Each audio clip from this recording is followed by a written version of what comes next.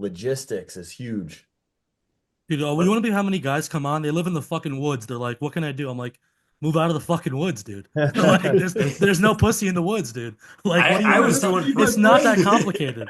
I have to leave my I'm friend. from the woods. I was No. doing pretty well for myself. But when I hey, with the bears and shit, that's anyway.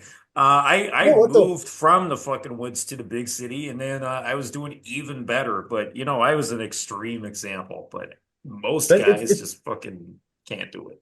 it's a good point because a lot of guys are living in like a smaller town and it's like, okay, they're comfortable because they have a 9 to 5 job and they're getting their paychecks weekly. But the thing is too is like, sure, okay, you can ask them what's holding them back from moving to the bigger city that's close to them. But at the same time too, I think a lot of guys and people in general just like to cope with the fact that they're busy being busy, right? So it's like a Yes. question that I'll ask them is just like, okay, well, you're pretty in shape, right? So you go to the gym quite often.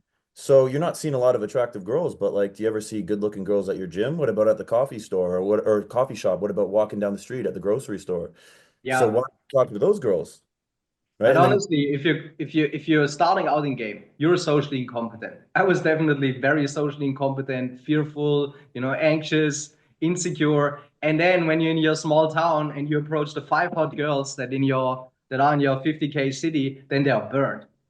Once a girl doesn't like you or decides she's not going to sleep with you, that's not going to change later once you have game, right? So in the beginning, when you learn in game, and that's what I always say. If you want to have a social circle, you also need a baseline of social skills and charisma and confidence. Otherwise you're just attracting alcoholics and weird people into your social circle, right?